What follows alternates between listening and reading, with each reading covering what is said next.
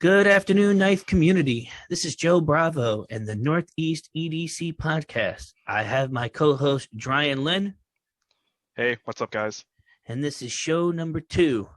Really appreciate the turnout and everybody coming and viewing and listening to our podcast. I checked YouTube before starting this up, and we were at 99 views.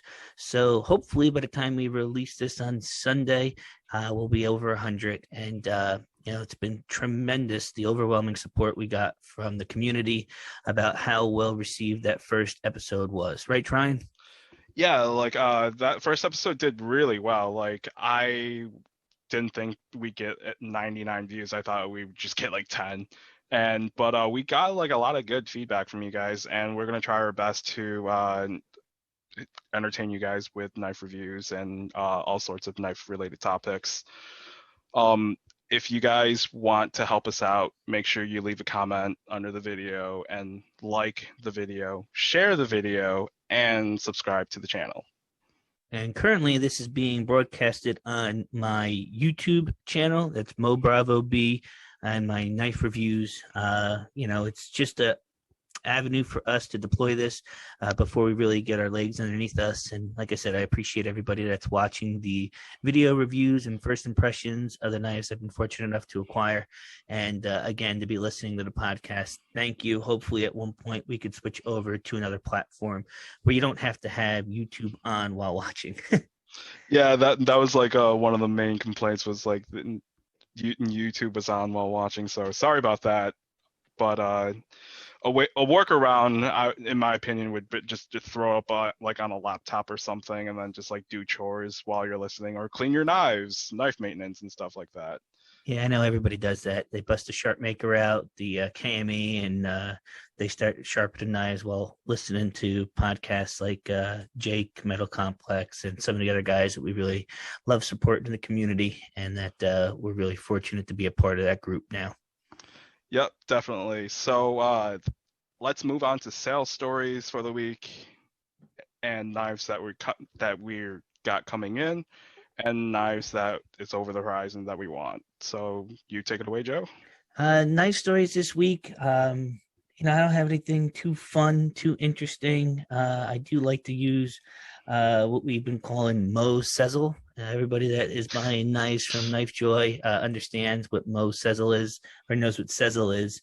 And I find it being a nice avenue to allow people that want to purchase knives from me to do so without having to give me all the money up front and without taking a vig on the back end. So I don't know. It's funny. We've been all talking about it. We'll maybe make a T-shirt later on, Mo Sezzle. But that's been a lot of fun. What about you, Dryan? Any sales stories that you might interest the community?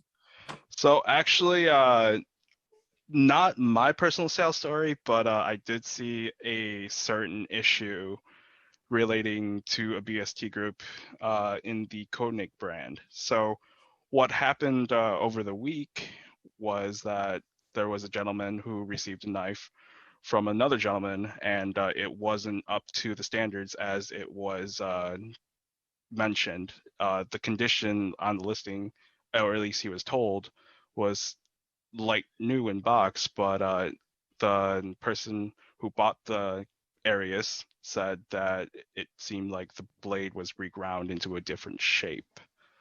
So what's your take on the different conditions? Like, what's your opinion about like bought new in box, like new in box used, and or other conditions? Like, what are your standards? All right. So if I bought the knife from, let's call it Vero, and it came from Vero in the taco, I took it out. I flipped it a couple of times. I put it back in the pouch. I took it back out. I took some pictures, decided I wanted to sell the knife. I call that brand new in box. If I purchased the knife from somebody else, and it was brand new in box when I purchased it from them, and I've now purchased it, I would call that like new in box, only because I'm not the original owner. And if you go by knife swap rules, if you're not the original owner, you can't rate the knife an A. People pussyfoot around it and they'll call it an A minus or a B plus, but it's not your knife. You're not the original. You can't speak to the history of the knife. So we call that like new inbox.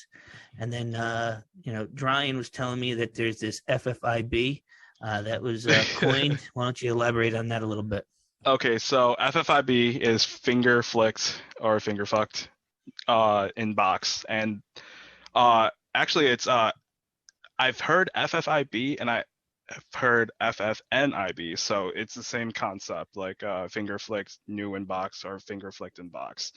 So that was coined in the Spyderco Millie group, and it's essentially the same thing where like as in like new in box, where you just bought it, flicked it a couple times, put it back.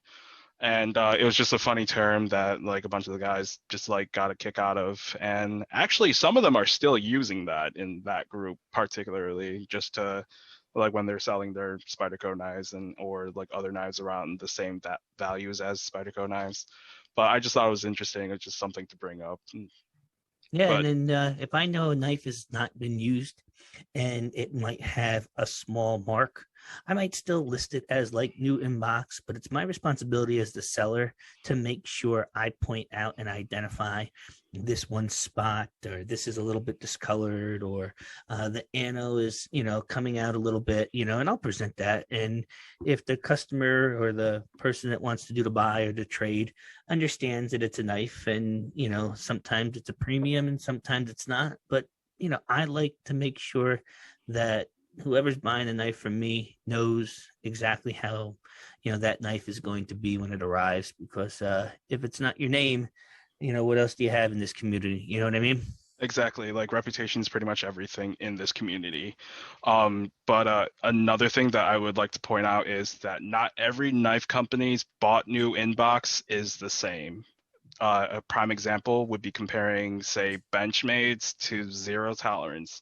From my own personal experience, every zero tolerance blade I've had, their QC is horrible. Like there's either the one time the pivot was loose.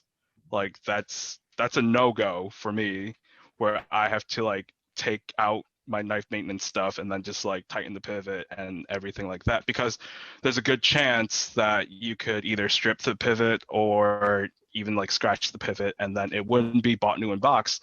But it should be the company's responsibility to fix those errors before they sell it to you, so you don't even have to do that, in my opinion, for a knife that's like above $100, because that's what comes with the price, is just that reassurance and that quality care. No, I agree. And it's funny, I got caught in that last week. I know we touched upon it a little bit. Hmm. Kyle from DTOM, got a knife from me and had a lot of detent rock. And it's funny, I started looking into this, and my buddy Jack said he sent his Evo to John Sorensen to get, corrected. He said that there was an issue from CKF. And it's funny because it's the same thing. I held the knife, I flicked the knife, I put the knife away. Well, it's not like I was using it, but Kyle got it in his hands and started playing with it and felt the detent rock and contacted me. And, we talked about it and got a path forward for him to use the spare parts, and everything was up and running. But if Kyle wanted to send that knife back to me, I'd do it in a heartbeat, because like I said, having a good deal work out is better than anything else at the end of the day, and that's why you want to give somebody as much information. If it's used, tell them it's used. If it's not a new edge, tell them it's not a new edge, or it's not the factory edge. If there's scratches on the blade, you better damn well tell somebody and damn well show it. I recently bought Eric Luther prototype, $1,600 knife, and beautiful, beautiful knife. I'm staring at the Chad Nichols Domesteel, and there's a mark on the blade. I go, what the hell? This wasn't in any of the pictures. And I started talking to the guy who sold it to me. Believe it or not, we get Eric Luther, and he says it's just the Damascus, how it's folded over on the other side, layering over itself. And it's like, here I am looking like an idiot because I questioned the guy that this is how he got it. But at the end of the day, it's a mark on the blade. He should have at least told me, and we could have clarified that ahead of time. So, communication's really key, especially when you're talking about these custom knives, $1,600. Dryan, I wouldn't get too upset if my $110, $200 zero tolerance had a small little mark, because it's probably going to be a user. But that's just where I am in the knife game right now. But honesty, communication, pictures. If you don't know, tell them you don't know, but tell them you can't be certain because you're not the original owner. And, I hope the person that's taking on that risk understands that risk because you're not the original owner and you only know the history about what you have since you've had that knife.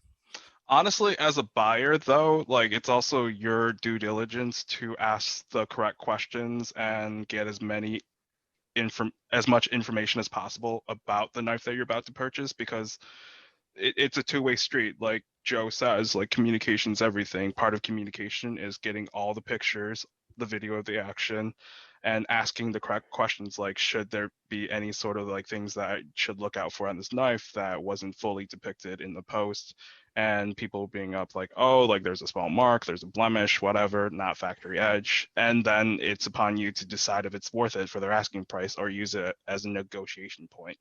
So speaking of knives that new knives and knife buying and stuff like that, any new knives that you've gotten in this week other than that particular knife? Don't ask me, Dryan. Let's cut to the chase. Tell everybody what fucking knife you got this week that you can finally talk about.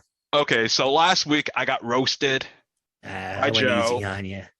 By Joe, completely flamed about. But it was rightfully so. You can't say it wasn't rightfully so, right? We talk about honest opinions here.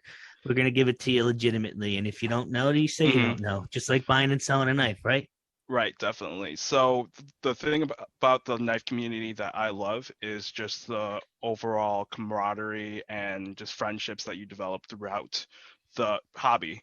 And one of the guys in the Vero chat, Alex Alexander, he had a Jaeger and he lent it out to me. It's the regular production satin Jaeger with micarta inlay. And what's Alex's nickname? Blurry Photos? Blurry Photos McGee, probably. Yeah, and that before we continue, we talk about the condition, we talk about selling the knives.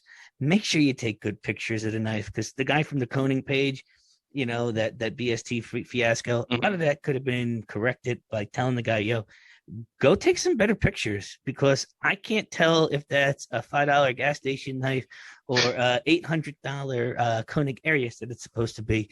So before I give you any money, you tell me what the exact condition is of that knife and show me some pictures. And we like to break Alex's chops about his blurry photos, but he's a good dude. Honestly, I think that's part of his intentions of sending me the Arius, or not the Arius, the Jaeger, is to get a better picture because I do have some quality camera equipment. So I did promise him that I would take pictures of this Jaeger and send it to him.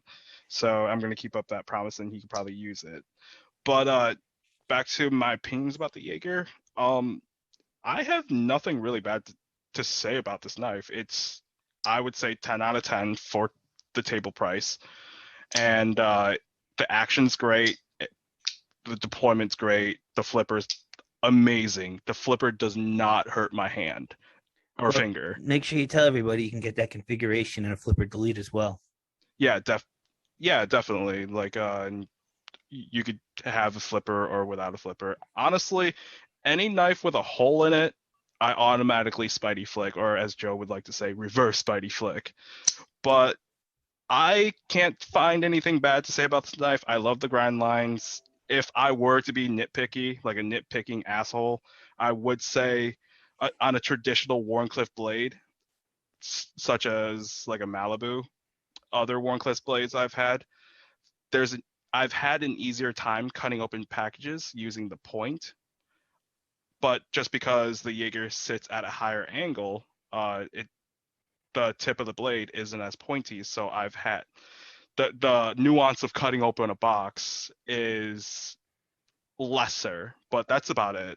Like other than that, I'm definitely getting the Jaeger myself in the upcoming drops that we're going to be talking about later on this podcast. All right, because now I can't wait to ask you. Now, Dryan has had some nice knives. He's had a Shirogorov F95T. He's had Koenig Ariuses, none of the higher end models, but still $700 Koenig Arius really speaks. I've had the polished chamfers one. Okay, yeah, $800, which is probably my favorite interpretation right now that I've had my hands on, and I've had my hands on a shit ton of them. What do you feel the build quality of the Brian Brown. And forgive me, is that a Riot made knife? That is a Riot made knife. Yeah, the Uh, production knife. So now you're looking at a US made Koenig with a price point of $800 versus a Chinese made, American designed Jaeger, and talking about the build quality. How would you compare the two? I would say the build quality, it's I would say Arius wins overall, but it's very close. I would say on a scale of 1 to 10, probably 2 or 3 points away from an Arius. Overall build quality, like it's the deployment, the sound is very like the snap it makes. It's very close, in my opinion, to the snap that an Arius makes. Yeah, Although the Arius is a little bit louder, but it's up there, and it's half the price. yeah. Somebody told me a long time ago that the acoustics of a knife matter, and I called bullshit on that 3, 4 months ago before I really got into this. But again, after having 9, 10 Ariuses, 8 or 9 Evos, Chris Reeves knives, I can't tell you how many knives I've had in the last. I can. It's probably over 100 knives since January, but it's just been out of control. Being able to hold these knives, to feel them, and I'm an action whore, an action junkie. If I can deploy the knife and it doesn't wow me on the first two couple times of flicking a knife open, I'm not going to keep it. It's kind of been spoiling me. But I mean, it's like a fidget spinner, basically. it 100% is like a fidget spinner. And it's funny because I was never into fidget spinners, but I've always had a knife and I always been playing with a knife from my first Gerber power frame, just flicking the damn thing open to my latest knife, which I am thrilled about. And it is my BBM V2. It is a Robert Carter and Nick Chopin collaboration. Hopefully, I didn't butcher anybody's name, but man, am I Probably. enjoying this knife. We were laughing. I coined the phrase today, the shocker flick, which is a reverse Spidey flick when you don't have your pointer finger or your ring finger on the blade, and you just go thumb and middle finger, and you flick the hell out of it like flicking a booger. I know it's a graphic way to think about it, but man, is this freaking knife. I don't know if you guys can hear here.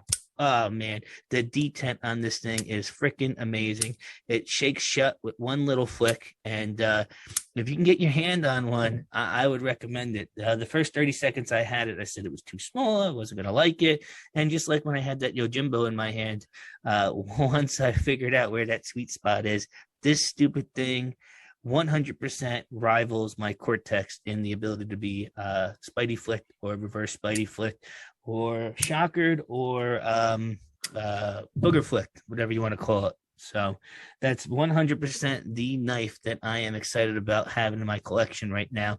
And I was going to move it. I promise you. I got a buddy of mine that was ready to give me a very, very nice trade. But I don't think I can do it. This freaking thing is fantastic. And I'm really, really, really excited about it. Excuse me. So what else you got incoming? Any new knives that you purchased recently? Maybe one that's green and purple that you might want to talk about? uh, I did not get the Reptar. I think there was only two of them, right? Yes, that's correct. And I believe Nathan from the Vero chat was able to score one. And I believe somebody else somewhere scored one. I mean, obviously they did. I don't know who that person is. Yeah, they haven't identified themselves, but um, there was a random Arius drop yesterday out of No, you can't talk nowhere. about. You can't jump to the Arius drop. You got to stay on the Raptor drop. Come on. Okay. Well, you said what knives that I'm excited about No, that's that's like true. coming in the Go ahead. mail. Go ahead. Go ahead. So I'm just saying, I switched over to the Arius real quick because you Yeah, said, asshole. You didn't even tell me about that DLT drop. That shit went so quick. dude, I didn't even know about it. Somebody posted it in the chat, and I just zipped over there, and Deploy, like, right? Go.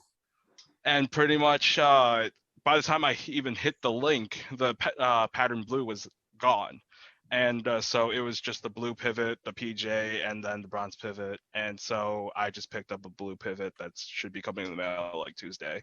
So that one's coming in the mail. I also got in on the TRM Neutron 2 drop around the same day as the Raptor drop, but early in the morning. So those 2 knives are coming in the mail. Super stoked to check both of them out. And I think that would be like my 4th Arius. I'm trying to find like the perfect Arius, and like the bronze pivot one I had. I don't know, something like, this is super first world, but something about the action was a little bit off compared to like the pattern PJ I had a while ago that's within the same price range. That one had a better action than the bronze pivot one. So hopefully the blue pivot one, it has better action than bronze pivot, and I'm gonna keep that one.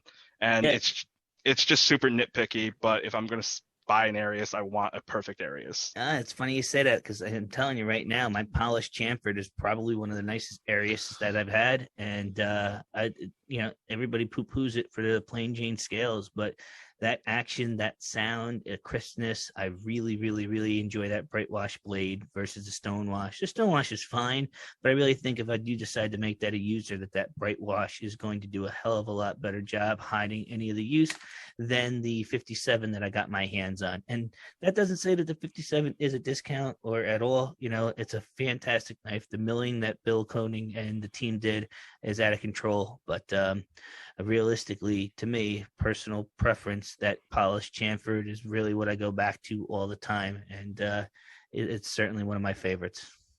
So back to the Raptor drop, which configurations did you get? I got a DLC hole and a satin no hole, and I thought about going one more time, but I said, nah, I'll keep it at 2. What about you?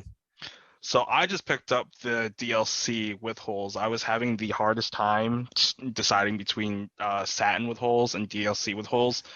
And I just looked at my whole entire knife collection, and I'm just like, oh, I have mostly DLC blades. So I just picked DLC holes. Yeah, if it ain't blacked out, you're not buying it, right?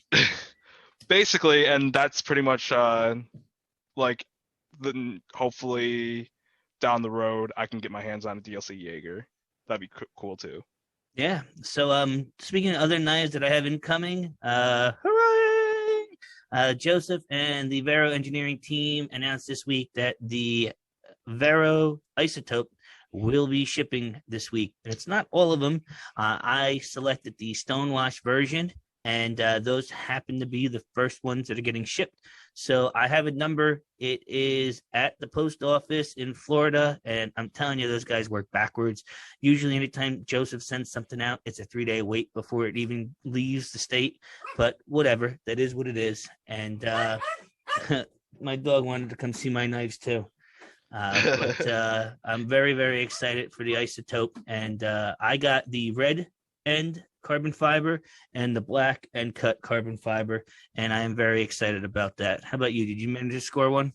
I actually decided to sit out on that drop just because there were like other knives that I was like into back in the day during winter time, and I sat out on that one just because I had an XL Synapse at the time, and it just, in my opinion, it's like very similar almost, but like I feel like the isotope is obviously better built. In my opinion, it just looks cleaner. So I sat out on that drop, and I'm honestly regretting it now, but hopefully like once they're all shipped out, he probably has like a few more that he can drop, and then it seems like that's kind of like the pattern with various drops that he does. So hopefully I could pick one up in the future. Yeah, before we start talking about more about Aries drops, I will tell you that I've been fortunate enough to handle 2 or 3 different integrals. I had the Prometheus Design Works 365, which was a ball. It was a very nice knife. Didn't have it in the stupid blade steel I can't think of the name of that's supposed to be rust proof.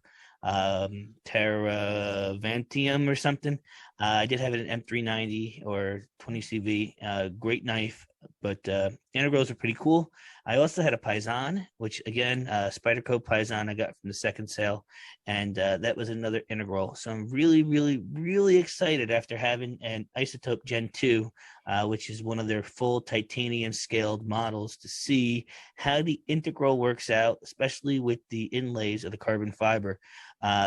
From everything Joseph's been showing us, between the tremendous best tech Vero stonewash finish I put on there, to the modification to the flipper tab so that it's a little bit more in line with some of the newer versions, and the continued praise that we give Vero Engineering for their build quality for these knives. I'm thoroughly, thoroughly, thoroughly excited.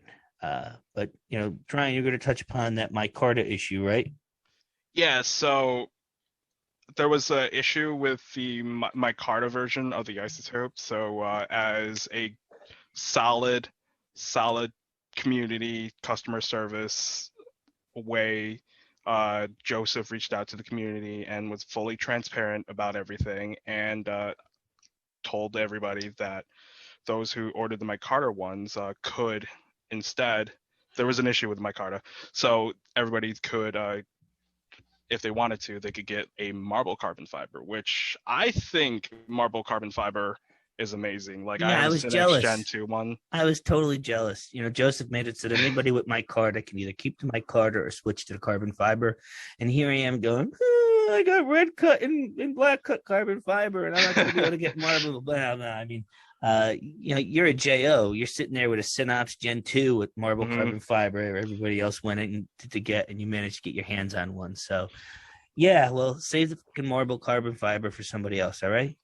Honestly, like, Joseph suggested mineral oil for these marble carbon fibers, and it holds up. It's amazing. Like, Well, it's my that's favorite. awesome. I mean, that's awesome to hear. And again, it just speaks volumes to Joseph. I had a problem with my pivot on my isotope. The titanium pivot screws that Best Tech's using are a little on the softer side. I will tell everybody, if you are going to, take down your knives and clean them, which everybody, if you got the poster, of course you want to take it down. But just be careful. Make sure you have a new bit for the hex head of the pivot screw.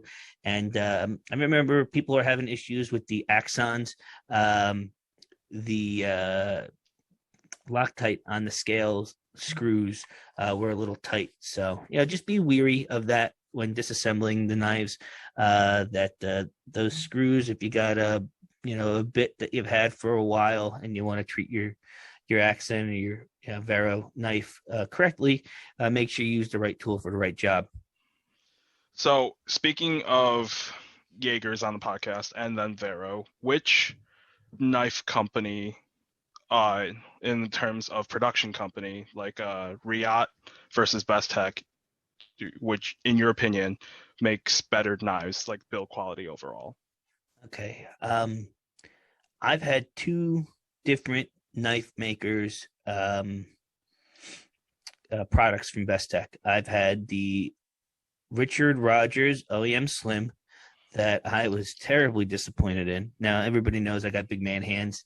I don't care for frame locks because my hands are so big they seem to rest on the frame lock and the lock bar. But that OEM Slim, I can't imagine anybody running to pay extra money for that. Again, maybe it's not for the build quality, but it just, was like a rinky-dink knife. Whereas you look at the Veros, I've had an Axon, I've had a mini impulse, I've had an impulse, and I've had 4 or 5 different Synapse XLs. I've never had a Synapse, being that I know it's not going to fit my hand properly.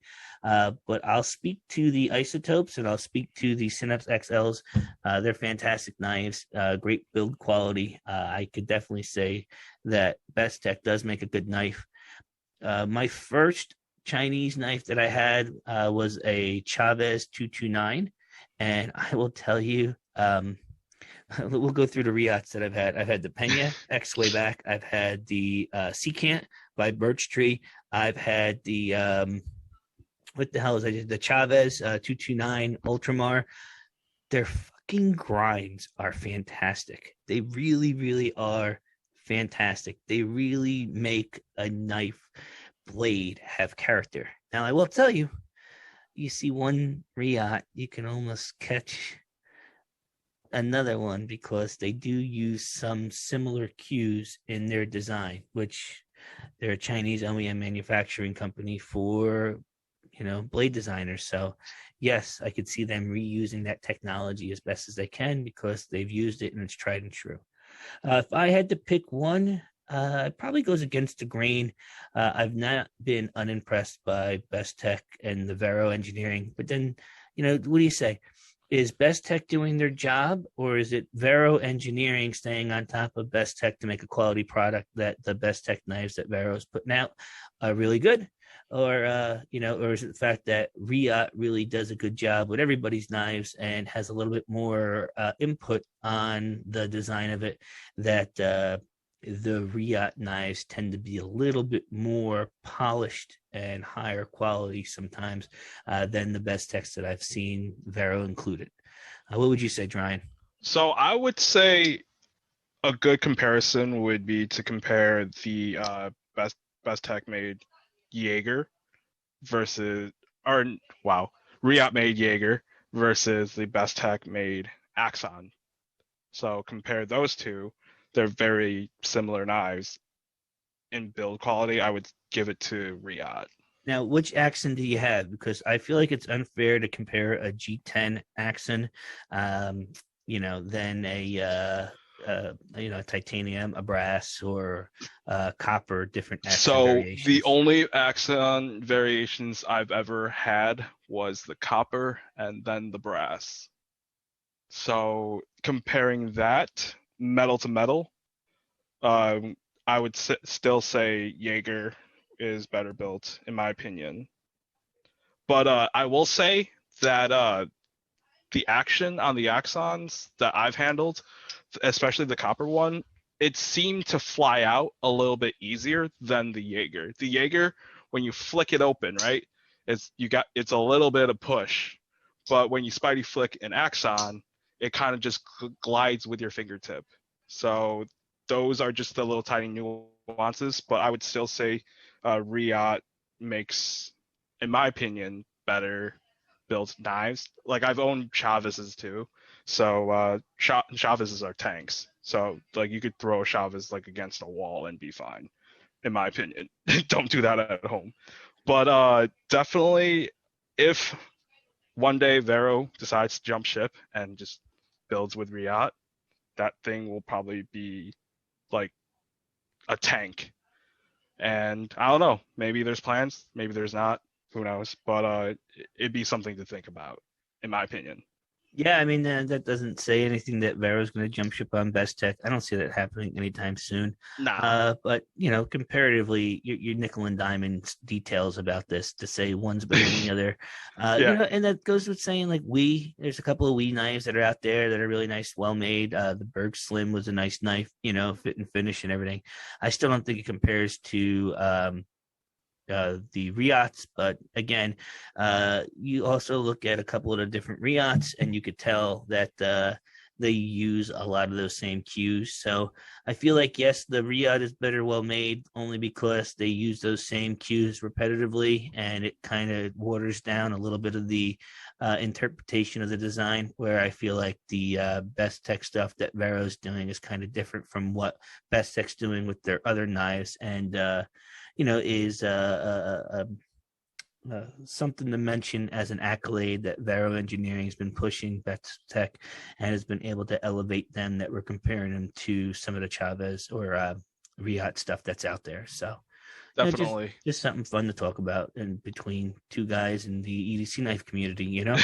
I feel like we're two old men talking over the hot stove, talking about baseball. Yeah, definitely. So upcoming trade shows. Obviously, Blade Show is one of them. What other trade shows are you excited about? Well, it's funny. I've had a friend of mine about a month ago tell me about this show in Nashville, and I saw it posted on the Shirogorov Marketplace or Shirogorov community on Facebook.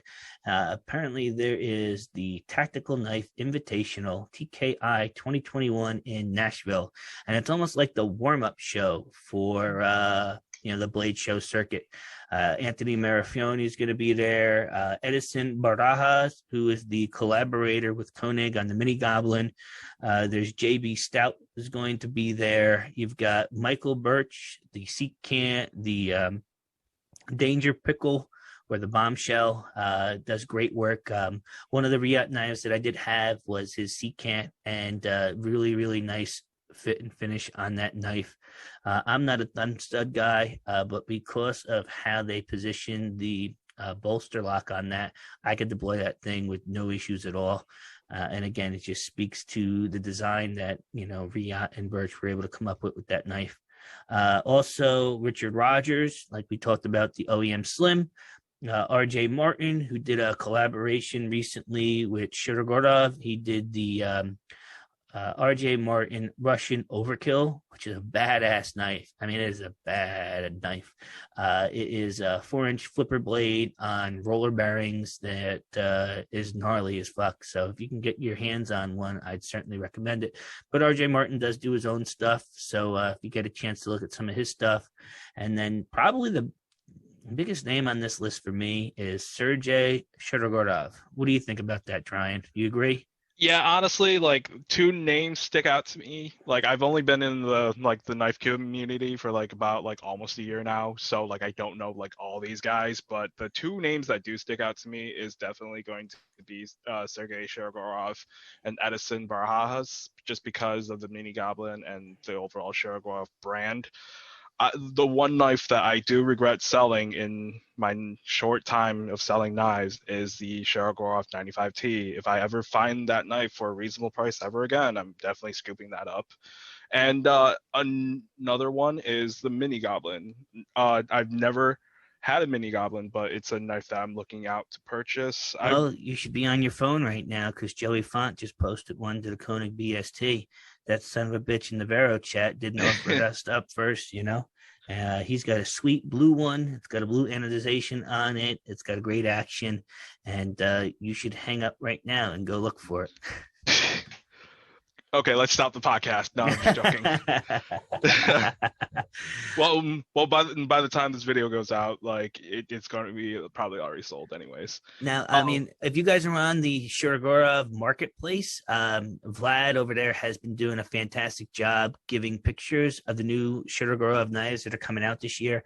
I'm jealous that I'm not going to be able to go there because I would love to get my hands on one of these F110s, the Fuller. It's not a Spidey hole, it's not a Fuller, but it's in between the two. And I would really like a Shirogorov knife that I could reverse Spidey flick because I'm an asshole and that's what I want. So if anybody is going to the show and can pick one up for me, let me know. I got trades, money, and my affection. So I don't know what to tell you.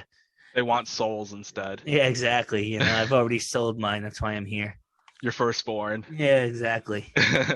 But yeah, it's funny that they're having this show. I think it's like the week or the second week before Blade Show. So it's a great warm-up show.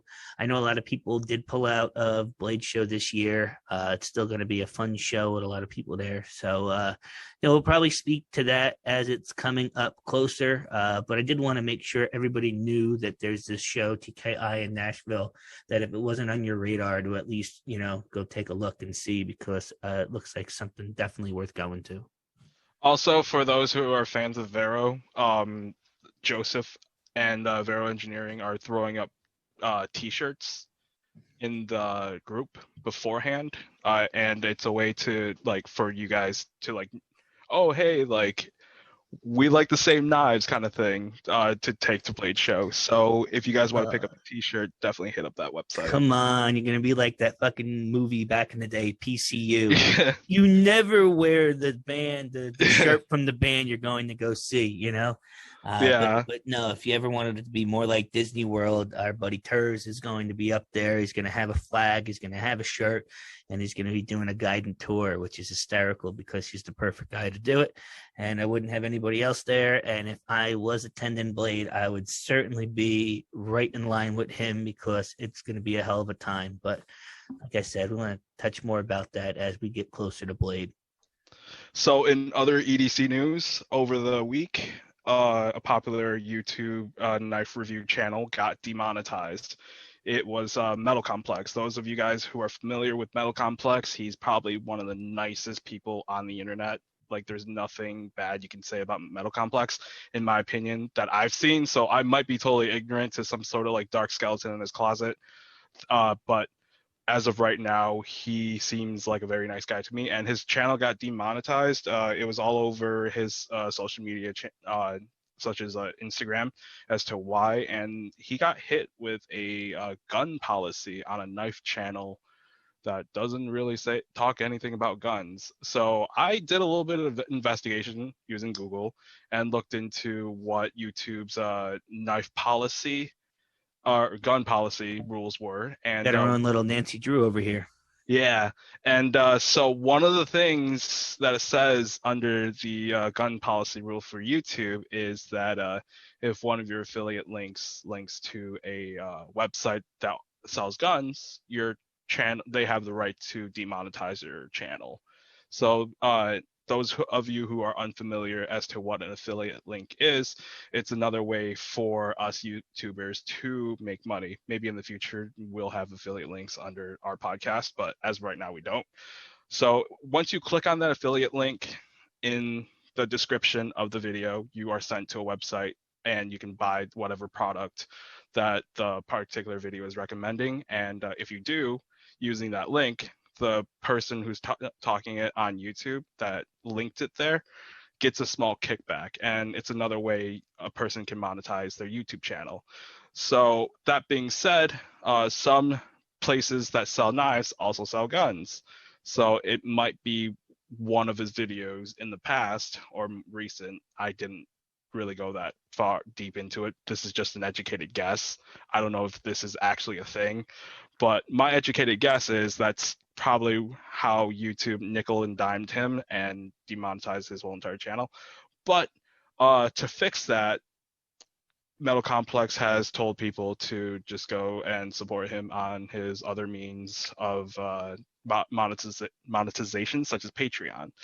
Patreon gives different tiers and of support. I think the lowest tier for his channel, at least, is like $1 a month, and $1 a month goes a long way if you have like 2,000 people. Yeah, we were going to do that with our OnlyFans, right? Did you put the link in the description? And make sure you're the Patreon, but you're the one who's uploading it, so you got to do it. Yeah, but, exactly. We were suggested strip knife, where what was it, like every time that we talk about a knife, you take off an article of clothing. Yeah, it's good thing there's no video.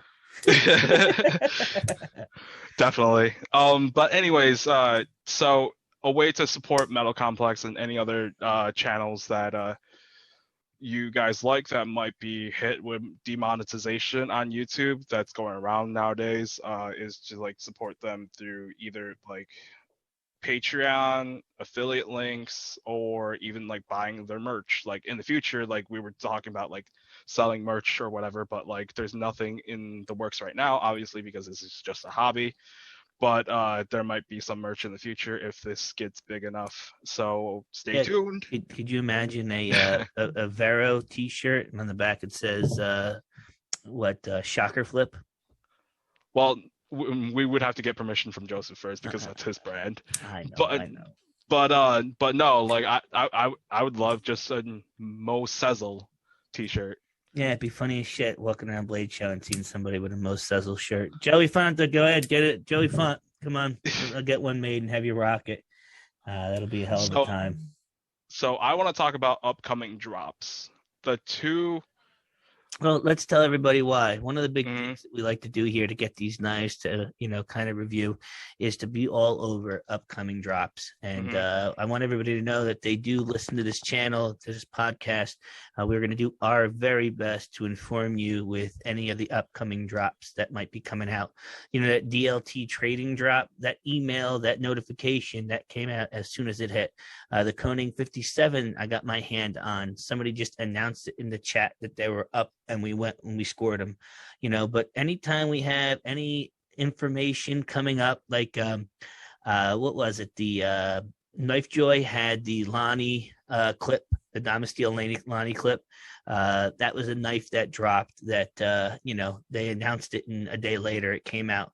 Or the Spyderco Schlish Bowie, that was maybe 1 or 2 days. What else did we have this week that nobody can announce? The Chavez Tac, that small little 2.75-inch fifth pocket Chavez knife.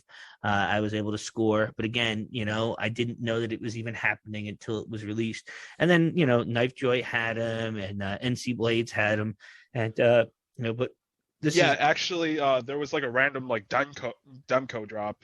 Yep. At NC Blades. Yep. And then again, this is what we want everybody to know, that we are going to do our damnedest every Sunday to give you what we know at that time is going to be the schedule for the recent drops. We're as excited about it as you are. And if we're not able to get them to you because we don't know about them beforehand, make sure you reach out to us on Instagram, Facebook, or any other platform, and we'll do our very best to give you all the information about upcoming drops. So the 2 drops that I'm most excited about is EDC Foundry Jaeger drop in June/July. Jaeger drop. And these are the DLC blades. They're not the satin blades. They are DLC. Can we fist pump to our Jaeger drop? Through the screen. My new haircut. I don't even think kids young enough know what the hell that is, Nah. Nope. So what else is upcoming? The Evo 3.0 is getting real close to pre-sale. We found out today that it is going to be closer to the size of the 1.0. So if you like the smaller footprint of that blade, you better scoff up a 2.0 while you can, because they're not making any more. It also alleviates my frustration for trying to pick up an Evo 1.0, because I certainly haven't been able to get my fingers on one. Those are so rare. They are now, but it's not rare that it's the people that have them and don't want to give them up, and also know that they're at a premium now. They've been hitting the market between $1,400 and $1,800 for an Evo 1.0, and it's a little high, but everything has its price, and you could always trade, negotiate, or whatever. But now that the Evo 3.0 is coming out, and I saw it today on the Instagram, there's going to be a black wash version that's coming out, so I'm totally stoked about that. And as soon as we get more information on when that drop's going to be, we're going to not tell you so that we could score them all for ourselves. No, I'm just kidding. So you think the whole 1.0 effect is going to affect the 2.0 also? Do you think the 2.0 is going to skyrocket in price? I think so, actually. I really do, because there's a lot of people out there with smaller hands, and the 2.0 is probably at the point where it's too small. It's not slim. Who's that? Brown. Who makes the slim that I can't think of? Berg. It's Berg. Not the Berg Slim. Yeah. That's too small for me. It's probably ergo-wise similar to an Arius. And if you look on my channel, I did a review between the Arius and the Evo 2.0. But every time I get one in, I flick it. I say I'm going to keep it. And then I realize that why do I need an Evo when I have an Arius? And I will tell you, now that I know that they're going to be harder and harder and more expensive, I'm probably going to keep one for my permanent collection, just so that I can continue to have it to compare other knives to, as, today. I got, which is probably my 4th or 5th Chris Reeves knife, only because it's a bomb. It's a fantastic user. It flicks like dog shit, especially when you compare it to all the fun I've been having with the BBM. But when you come to a user and you come to reviewing knives, you almost can't compare knives without looking at Chris Reeves knife or a Paramilitary 2, or, I'm getting off topic, but let me just say that I am very excited for the 1.0, the 2.0, and the 3.0. And if you're going to get your hands on a 2.0, do it now before they do end up being $1,200, $1,400, $1,600, and especially be paying premium for a knife with a little bit of use, because I do know that people that have these knives carry these knives because it is a wicked blade shape. So this is the point of the podcast where we would like to wrap it up. And thank you guys for tuning in. Whoa, real quick. What? Come on, what about the Weird production update? Oh yeah, the Weir production update is so that's the Lukish, by the way. Yeah, so basically, if you guys pre-ordered a Weir knife back in like March, the ETA has been moved. He's not going to get them in hand until like sometime in August. So once he gets them, and this is like just due to like some logistical issues with payment. He has a full explanation on his Instagram page, so go check that out and read it yourself, and see if it's still worth it. In my opinion, I think it's still worth it. So don't ask for refunds as right now. Like this morning, I was like, maybe I should ask for a refund. But I mean, if it's like a little bit like a month out as to what the original date was, like that's not that big of a deal. So I'm excited to check it out like once it comes in the mail and see if I like it. And it's gonna be like my first knife from that knife maker. That's a production. So that is pretty much the only update we have on that production run right now. So, is there any other things that you heard about it, Joe? No, not about the Weir, but to also speak to some of the upcoming knives that I'm excited about. The Craig Brown Knives Cortex has been redesigned. There's a version 2 that's coming out, and if you haven't been over to his Instagram to look at the stories, I feel like he's just teasing me at this fucking point. He dropped a blue picture the other day, and it was definitely a panty dropper. I am totally excited to get my hands on one, and not being able to get one at Blade is going to infuriate me. So I better get on the books for his upcoming Cortex configuration build that he does. And then I also wanted to just touch on real quick the elusive Mini Arius by Koenig is another knife that's being released at Blade Show this year. And, it's funny. I did a video last night. I guess it's going to be Saturday, the 8th, where I compared a whole bunch of different actions that I could reverse Spidey flick. And after playing around with the BBM and the Cortex, you could see how the close relationship to the Spidey hole and the Fuller to the point in which the pivot operates the shocker flip or booger flip, I'll coin it. It's fantastic. It is fucking fantastic to flick a knife that way. And I went back to the Arius and said, shit, the ergos on this were great, and it doesn't need any pressure to deploy. But if the hole was a little closer to the pivot, I bet you could booger flick the hell out of that thing. And if the Arius is going to be a smaller footprint, I'm very, very, very excited to see how it relates to getting one in hand and performing that flick that I love so much. And whereas at first I wasn't excited about a Mini Arius, now that I've really started to Jones for this, flicking and opening method, you can hear it in my voice. I'm totally excited for the Mini Arius to drop and just see how it compares to some of these other knives I'm really enjoying. Speaking of Ariuses, if you guys are excited about like DLC blades, believe sometime in Q1, like around summer, August, maybe to like fall time, the DLC like carbon fiber Ariuses will be dropping at some dealers. So I want that. I want that twice. Fuck. Definitely. I had 2 Gen 2 carbon fiber DLCs, and they're like the perfect user.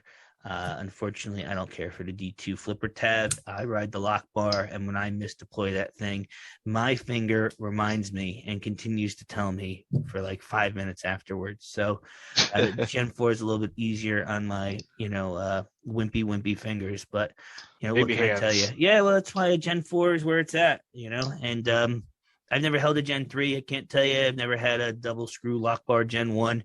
But I do know I enjoy the Gen 4, and I probably won't jump on a Gen 2 unless it's a flipper delete, but that's just me.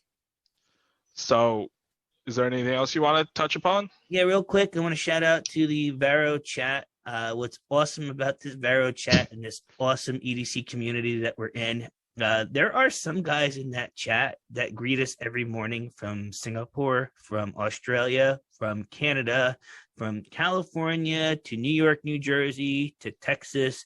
And I'm telling you, this community is awesome, not only to get the perspective of knife makers, but the different nuances. You got people in Singapore that can't own them. You got the people in Canada that you got to take them apart and send them in two pieces.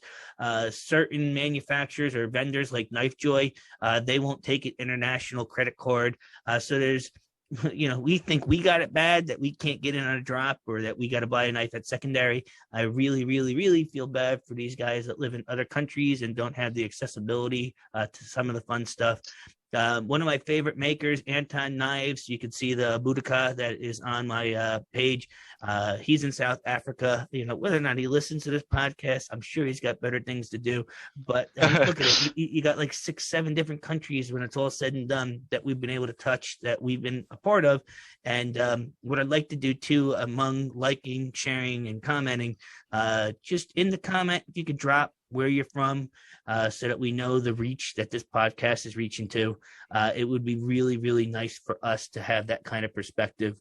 A view is great, a like is great, but to really know who it is that we're talking to and get that perspective would be great information for us to have. Honestly, like, leave a comment and we'll always like and respond unless we're busy, but we'll most likely like and respond. But what really helps is the engagement that you guys give us. If you like the podcast, give it a thumbs up, and if you like what we have to say, a subscribe button click. It goes a long way. Nope. And I thank you guys. I really do appreciate everybody for doing all this. What I wanted to say that I forgot before I started talking was, we didn't give you guys our Instagram accounts. I'm going to make sure I put them in the description. I'm at Watson and the Shark, and Dryan, you are at NYC Knife Life. So I know YouTube doesn't give you the ability to directly send a message, so we're going to make sure that in the description every week we have our Instagram handles, and by all means, do not hesitate to send us a message on that platform to get a hold of us. And if you like us, give us a follow, and we'll follow back. Of course. All right, everybody. Thank you again for episode 2. We are really enjoying this, and thanks for joining us with the Northeast EDC podcast. All right. Take care, guys. Bye.